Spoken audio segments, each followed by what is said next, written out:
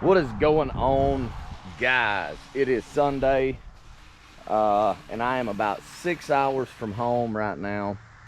Come to do a couple of grass cuts for one of my favorite clients, and one of my favorite people that work for that client called me, and they were in quite the dilemma. Long story short, I said, yeah, we'd come up here. Got two of my best guys with me, I'm not gonna lie. Did poach them.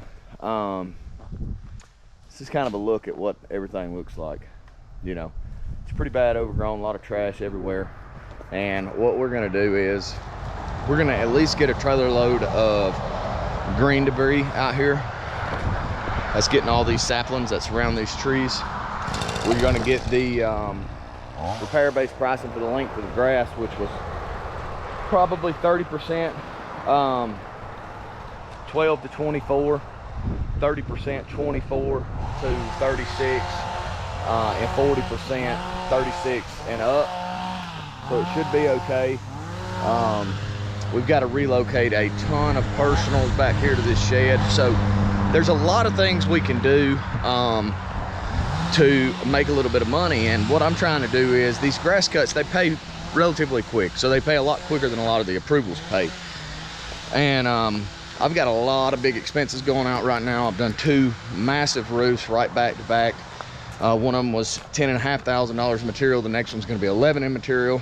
And then we've got several out-of-town jobs going. So I'm trying to do some stuff to generate a little bit of cash flow. And that's kind of what my intention was coming up here, to come up here for, rather. And I've got all of my receipts. I'm going to dial it in, and I'm going to see, you know, just what I end up making driving 6 hours away to do a grass cut.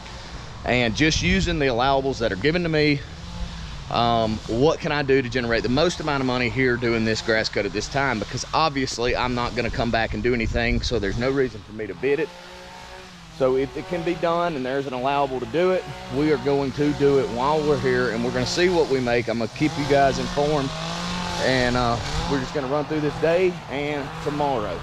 A few moments later. You want to talk about my luck? If you were out here and you was looking at this grass, I bet it ain't rained here 3 weeks, at least 3 weeks. It's that dry.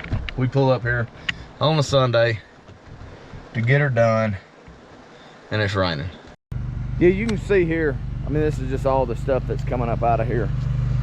You know, blocks and bricks, and you know, all of these things, the tires, the you know, crates, post hole diggers, tarps. I mean, all of this is considered personal, so you can relocate it.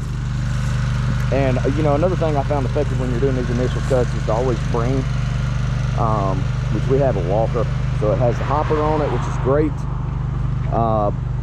But we always bring it, so we'll rough cut everything with the big heavy duty Kubota, and then we'll come back and we'll run over it with that walker. It picks up all the clippings, makes everything look pretty. But by the time that we get done, this should look completely different.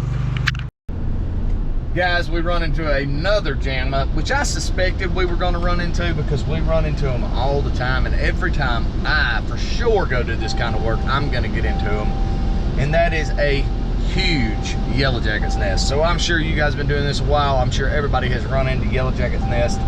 This is the Taj Mahal of yellow jackets. So I'm headed down here to the gas station to get a cigarette lighter. Got a little diesel fuel on the back, some gas. We're gonna do a little mixing right here, and we're about to smoke them out. You know, that's really just the quickest way to get them out of there, to where you can kind of get in there and pour some gas down in the nest. But that's what we're dealing with now. It's 4 o'clock. We got about, I don't know, 4.5 hours left of daylight. I don't think we're gonna have an issue getting it done. And then once we're done, I tally it up. I'll be curious to see what we've done. We've done quite a pretty good amount of work. The place looks completely different, much better. Going to be very, very satisfied when we get done. I'll keep you guys in tomorrow. There's no doubt about that. I really wasn't wanting it to run in tomorrow, but it's not the end of the world that it runs into tomorrow. It just makes tomorrow a little bit later day than what I wanted, because we do have a 6-hour drive home. We still have one more we have to do when we leave here.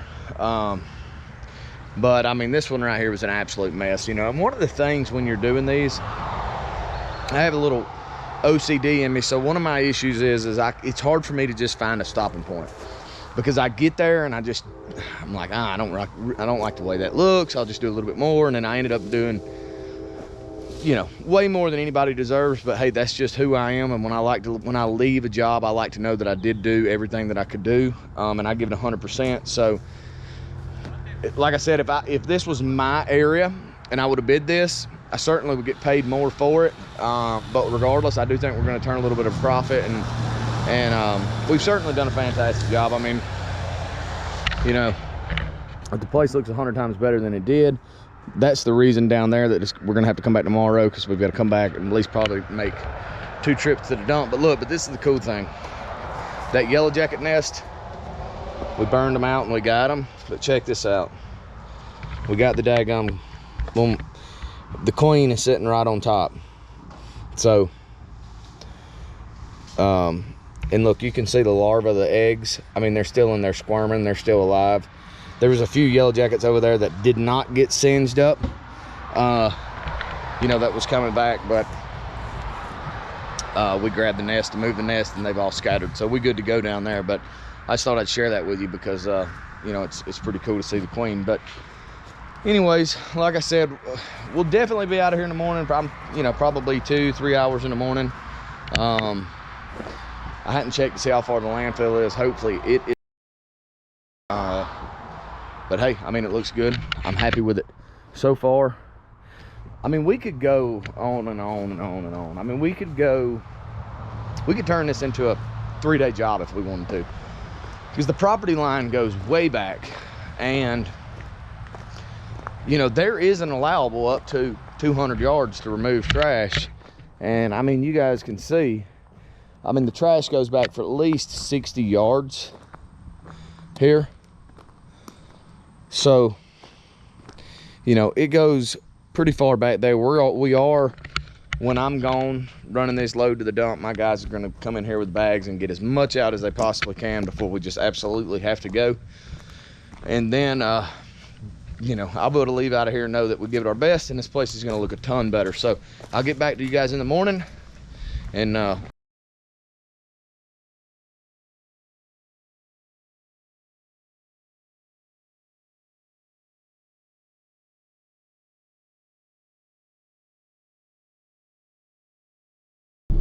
it is the next morning, and we are rolling. Looks like we're gonna have 4 trailer loads, which, to be honest, we got pretty darn lucky. The landfill's only 7 minutes away, and the road to get there is not busy, which means we can just creep along and we can put more on the trailer, and we don't have to worry so much about strapping it down. We can kind of hit the bare minimum. Because when you're doing 40, you just don't really run the risk of a lot of stuff blowing out. So that expedites things and makes stuff a little bit easier. The only thing that stinks about this landfill is they only take true green debris. I had a trailer full of some old rotten pallets, and they wouldn't take them. I had to load them back on the trailer by hand, and I just brought them back here. We ended up just putting them in the relocation pile. So not 100% sure what we're looking at right now on price, but I'm gonna get these last couple of trailers hauled off, and then I'm gonna plug it all in. There's also a couple padlocks we have to put out. Listen, we did not do this initial secure, but when you guys are doing initial secures, we've got to make sure that we are padlocking everything that's supposed to be padlocked, outbuildings, crawl spaces, all that type of stuff. Because I did not do the secure here. Obviously, it's 6 hours from home, but I come in and just looking it over, and nothing was padlocked. And so, you know, the guy come in, he put a couple lock sets out, and a lock box, you know, so I know how much money he made, which was very little, and he could have done better, could have put a little bit more money in his pocket. So make sure you're padlocking everything. But look, once we wrap this thing up, like I said, we're down to pretty much debris. So once we wrap it up, we'll go over everything, we'll look it over, we'll look at the yard, and I don't think you guys got a really good look at what it looked like before, but you will get a good look at what it looked like afterwards. And we'll go over the financial part of it, and we'll see if I made any money. We are down to the nitty-gritty on this bad boy. So it's, by the time we get done today, it's gonna have been probably 4.5, 5 hours today, 8 hours yesterday. So we're looking at about 13 hours of actual on the job time. It's gonna be 4 loads to the dump. Luckily the dump was only 7 minutes away. They did have a maximum of 3 loads per day, but I did some begging and persuading, told them I was from out of state, didn't know, yada yada yada. They're gonna let me make my 4th load, so I'm happy about that. We're working on that now. But look, the place looks completely different. I'm standing up by the house is behind me, obviously, but from the road, which we'll walk down here looking up toward the house, you know, when we got here yesterday, you could not even hardly see the house. So we've done a tremendous amount of work. I think the client's going to be very pleased with the work that we've done, and I feel good about leaving out of here shortly, knowing that, you know, I give our client a good product and I am happy with the way that it turned out. So, you know, you can see behind me here, I mean, you can see the house, which is huge. All of this overgrowth that started right here, you know, we took that down. It was probably a 25-foot radius around the few trees that we did leave. We found the water meter, which had yet to be found, because according to the client, the person who done the secure couldn't do the winterization, because the claim was he couldn't find the water meter, and legitimately he couldn't. It would have been really, really, really hard to find, but we cleared all the way back to the water meter, so we made that available. We took out so many different saplings throughout this area, and we've really just turned this place around. I'm very, very happy with it. Now, we are getting ready to take off the very last load and just picking up little stuff, tidbits of trash. When you get around to the back of the house, we cleared off the back of the house, but we did find a stopping point.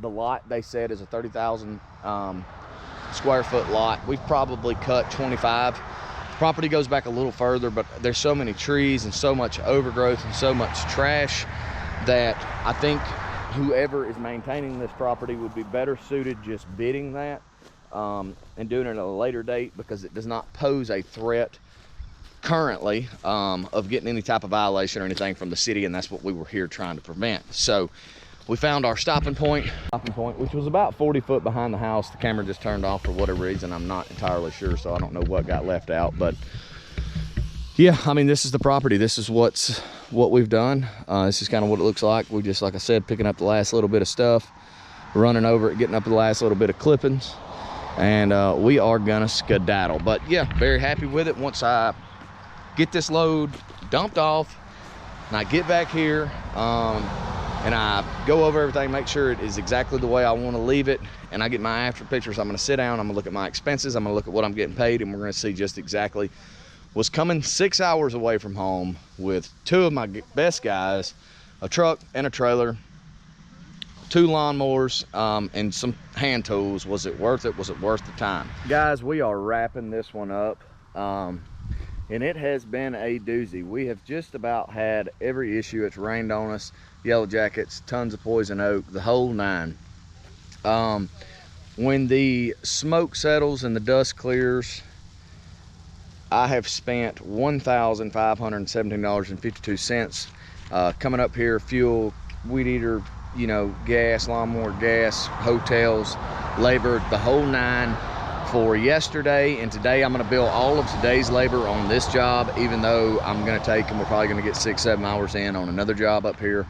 And we ended up doing $2,955.86 worth of work. So that's almost, it's not quite a 50% profit, but it's close. Look, it was hard work. And when you get into these situations, you know, you really just have to hump it, because another day, if we had to spend another day here, you know, then we're pretty much breaking even. So you really got to get out, you really got to make it happen. But look, I've always said, you know, these initial grass cuts, back when I used to do them,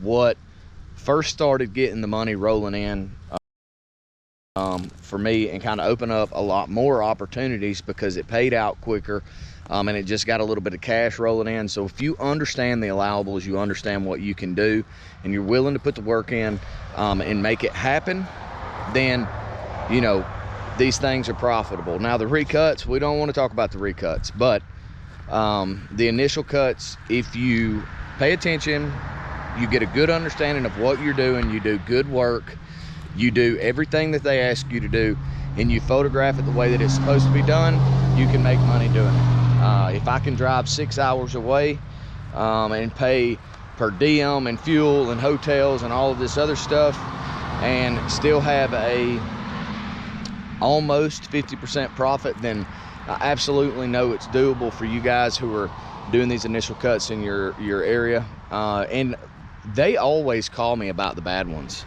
You know, when they're super duper bad, I want them. I would drive to Arkansas for an initial grass cut if I looked at the pictures and thought it would be worth my while. I'm not gonna shy away from an opportunity to go out and make some money. You know, I mean, it really just boils down to how bad do you want it. So that sums this one up. We are about to pull out and we're gonna head to the other one, and we're gonna do a video there. It's just gonna be a whole series of Josh's trip to Tennessee. So look, I hope you guys have enjoyed this. Take care, see ya.